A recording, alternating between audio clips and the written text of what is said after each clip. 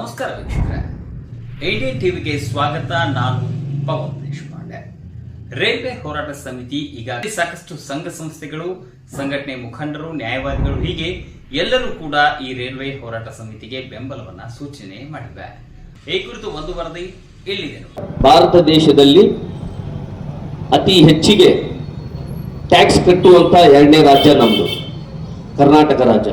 ಒಂದನೇದು ಮಹಾರಾಷ್ಟ್ರ, ಎರಡನೇದು ನಮ್ಮ ಕರ್ನಾಟಕ. ನಾವು ಹೇಳೋದು ಇಷ್ಟ, ವೈದ್ಯ ಸಾಹೇಬರಲ್ಲಿ ವಿನಂತಿ ಮಾಡ್ಕೊಳ್ಳೋದು ಏನಂತಂದ್ರೆ, ಇಲ್ಲಿ ಅಭಿವೃದ್ಧಿ ಪ್ರಾಧಿಕಾರ ಆಗೈತಿ, ಅದರ ಜೊತೆಗೆ ರೈಲ್ವೆ ಒಂದು ಬಂದ್ಬಿಡ್ತಂತಂದ್ರೆ ನಮ್ಮ ರಾಮದುರ್ಗ ತಾಲೂಕದವರು ಸದ್ಯ ಇಲ್ಲೇ ನಾವು ಉದ್ಯೋಗ ಹುಡ್ಕೊಂಡು ಬರುವಂತ ಒಂದು ವ್ಯವಸ್ಥೆ ಆಕೈತೆ ಅಂತ ತಿಳ್ಕೊಂಡು ತಮ್ಮಲ್ಲಿ ಹೇಳಕ್ ಇಷ್ಟಪಡ್ತೀನಿ. ಅದೇ ಮನೆಯಲ್ಲಿ ರೈಲು ಹೋರಾಟದ ಬಗ್ಗೆ ಒಂದು ಕಿಚ್ಚ ಪ್ರಾರಂಭ ಆಗೈತಿ. ಇದು ಇನ್ನೇನು ಬಹಳ ದೂರ ಇಲ್ಲ, ಯಾಕಂದ್ರೆ ಶಾಸಕರು ಮನಸ್ಸು ಮಾಡಬೇಕು.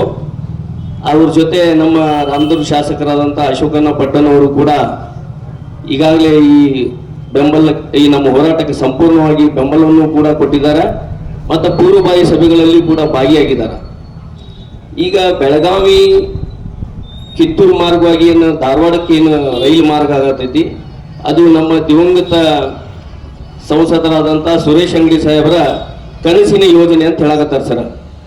ಅದೇ ರೀತಿ ಲೋಕಾಪುರ್ ರಾಮದುರ್ಗ್ ಸೌದತ್ತಿ ಧಾರವಾಡ ಮಾರ್ಗ, ಇದು ನಮ್ಮ ಉತ್ತರ ಕರ್ನಾಟಕದ ಈಗ ಭಾವಿ ಮುಖ್ಯಮಂತ್ರಿ ಅಂತ ಹೇಳಿ ಎಲ್ಲರೂ ಬಿಂಬಿಸಿದ್ದ ನಮ್ಮ ಸತೀಶ್ ಅಣ್ಣ ಜಾರಿ ಹಾಗೂ ಈಗಿದ್ದಂಥ ಲೋಕಸಭಾ ಸದಸ್ಯರು ನಮ್ಮ ಜಗದೀಶ್ ಶೆಟ್ಟರ್ ಸಾಹೇಬರು, ಅವ್ರ ಇಬ್ಬರ ಕನಸಿನ ಯೋಜನೆ ಜಾರಿಗೊಳಿಸಕ್ಕೆ ಹಚ್ಚಬೇಕು ಸರ್ ನೀವು. ಯಾಕಂತಂದ್ರೆ ಈ ಕೊನೆ ತಾಲೂಕುಗಳು ನಮ್ಮ ಬೆಳಗಾವಿ ಜಿಲ್ಲಾದಾಗ ರಾಮದುರ್ಗ ಮತ್ತು ಸೌದತ್ತಿ, ಇದು ಅಭಿವೃದ್ಧಿ ಆಗ್ಲಿಕ್ಕೆ ರೈಲ್ವೆ ಬಹಳ ಅವಶ್ಯಕತೆ ಐತಿ. ಅಭಿವೃದ್ಧಿ ಪ್ರಾಧಿಕಾರದ ಜೊತೆಗೆ ಇಲ್ಲಿ ರಾಷ್ಟ್ರೀಯ ಹೆದ್ದಾರಿಗಳು ಕೂಡ ಈಗ ಸರ್ವೆ ನಡೆದಾವ, ಅವು ಹೊಂಟಾವು. ಅದರ ಜೊತೆ ಟ್ರೈನ್ ಆತಂತಂದ್ರೆ ಬಹಳಷ್ಟು ಅನುಕೂಲ ಆಗ್ಲಿಕ್ಕೆ ಎಲ್ಲಾ ವರ್ಗದವ್ರಿಗೆ ಅನುಕೂಲ ಆಗತೈತಿ. ಇದು ಬರೀ ಒಂದು ವರ್ಗದವ್ರಿಗಲ್ಲ. ಮತ್ತೆ ನಮ್ಮ ಹೋರಾಟಗಳು ಪಕ್ಷಾತೀತ ಮತ್ತು ಜಾತ್ಯತೀತ ಮಾಡಿದಾಗ ಮಾತ್ರ ನಾವು ಅಭಿವೃದ್ಧಿಯನ್ನ ಕಾಣಲಿಕ್ಕೆ ಸಾಧ್ಯ ಐತಿ. ಅದಕ್ಕೆ ಯಾವುದೇ ರೀತಿಯಿಂದ ಒಂದೇ ಪಕ್ಷ ಆಗಲಿ ಒಂದೇ ಜಾತಿಯವರಾಗಲಿ ಮಾಡಿದ್ರೆ ಇದು ನಾವು ಯಶಸ್ವಿ ಆಗುವುದಿಲ್ಲ. ರಾಮದುರ್ಗದಲ್ಲಿ ಯಾವ ರೀತಿ ಒಂದು ಪ್ರತಿಭಟನೆ ಮುಖಾಂತರ ಒಂದು ಯಶಸ್ವಿ ಪ್ರತಿಭಟನೆಯನ್ನು ನಾವು ಕಂಡಿದ್ವಿ ಸರ್. ನಾವು ಸೋಮಣ್ಣ ಸಾಹೇಬರಿಗೆ ಭೇಟಿಯಾದಾಗ ಕೂಡ ಅವರು ಹೇಳಿದರು, ಇಲ್ಲ ನಿಮ್ಮ ಎಲ್ಲ ಇಲ್ಲಿರ್ತಕ್ಕಂಥ ಶಾಸಕರುಗಳು ಮುಖ್ಯಮಂತ್ರಿಯವರ ಮೇಲೆ ಒತ್ತಡವನ್ನು ತಂದು ಈ ಯೋಜನೆಗೆ ಭೂಮಿಯನ್ನು ಕೊಡಿಸುವಂತ ವ್ಯವಸ್ಥೆಯನ್ನು ಮಾಡಿದ್ರೆ ನಾವು ಈ ಬರ್ತಕ್ಕಂಥ ಬಜೆಟ್ ಅಲ್ಲೇ ಇದಕ್ಕೆ ನಾವು ಘೋಷಣೆಯನ್ನು ಮಾಡ್ತೀವಿ ಅಂತ ತಿಳ್ಕೊಂಡು ಮಾತು ಹೇಳಿದ್ರು ಸರ್.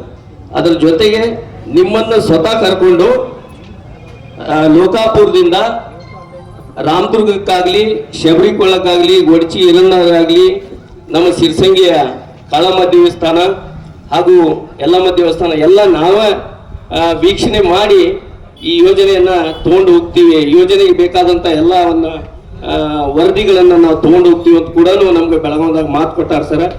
ದಯವಿಟ್ಟು ತಾವು ಮತ್ತು ನಮ್ಮ ರಾಮದುರ್ಗದ ಶಾಸಕರು ಮುತುವರ್ಜಿಯನ್ನು ವಹಿಸಿ ಈ ಯೋಜನೆಯನ್ನ ಜಾರಿಗೊಳಿಸಬೇಕಂತ ಹೇಳಿ ತಮ್ಮಲ್ಲಿ ನಮ್ಮ ರಾಮದುರ್ಗ ತಾಲೂಕಾ ವತಿಯಿಂದ ಹಾಗೂ ಇಲ್ಲಿ ಕೂತ ನಮ್ಮ ಕುತುಬುದ್ದೀನ್ ಖಾಜಿ ಸಾಹೇಬರು ಮತ್ತು ಸೌದತ್ತಿ ತಾಲೂಕು ಪರವಾಗಿ ನಾನು ಕೂಡ ತಮ್ಮಲ್ಲಿ ವಿನಂತಿ ಮಾಡ್ಕೋತೀನಿ.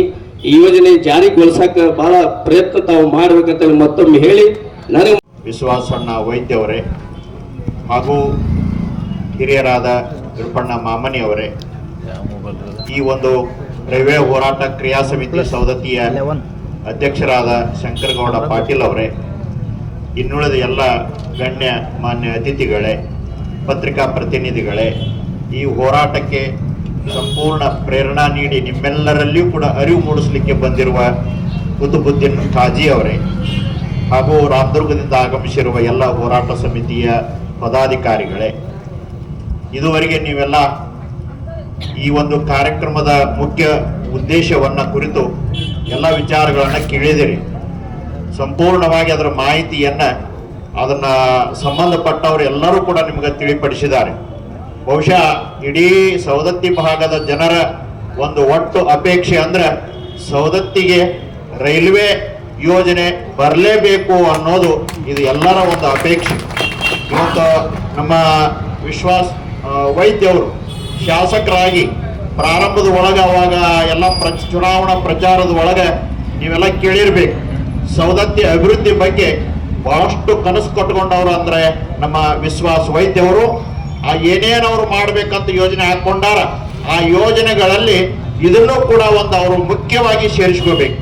ಈ ಯೋಜನೆನೂ ಕೂಡ ಆದಷ್ಟು ಬೇಗನೆ ಬರಬೇಕು. ಯಾಕ ನಮ್ಮ ಅನುಭವದ ಪ್ರಕಾರ ಕಳೆದ 2002ರಿಂದ ರೈಲ್ವೇದೊಳಗೆ ನಾವು ಓಡಾಡ್ತಾ ಇದ್ದೇವೆ. ಕಾಶಿಗೆ ಹೋಗ್ತಿದ್ದೆ ನಾ ಮೊದಲ, ಹಾಗೇನೆ ಬಹಳ ಕಡೆ ಅಡ್ಡಾಡಿ ಬಂದಿದ್ದೇನೆ ಇಡೀ ದೇಶದೊಳಗೆ ಅಲ್ಲಲ್ಲಿ. ಈ ಕಳೆದ 10 ವರ್ಷದ ಅವಧಿ ಒಳಗೆ ಭಾರತೀಯ ರೈಲ್ವೆ ಅತ್ಯಂತ ಅಭಿವೃದ್ಧಿಯನ್ನು ಕಂಡಿರ್ತಕ್ಕಂಥದ್ದನ್ನು ನಾವು ಕಾಣ್ತೇವೆ. ಬಹಳಷ್ಟು ಕಡೆ ಅಭಿವೃದ್ಧಿಗಳು ಹಾಕೊಂಡು ಬಂದವ. ಹಾಗೇನೆ ರಸ್ತೆ ಮಾರ್ಗ, ರಾಷ್ಟ್ರೀಯ ಹೆದ್ದಾರಿ, ರಸ್ತೆ ಮಾರ್ಗಗಳನ್ನು ಕೂಡ ನೋಡ್ಕೊಂಡು ಬಂದಿದ್ದಾವೆ. ಎಲ್ಲೆಲ್ಲಿ ರಾಷ್ಟ್ರೀಯ ಹೆದ್ದಾರಿಗಳು ಹೋಗ್ಯಾವ ಅಲ್ಲಿ ಬರುವಂತ ಹಳ್ಳಿಗಳು ಬಹಳ ಅಭಿವೃದ್ಧಿ ಆಗ್ಯಾವ.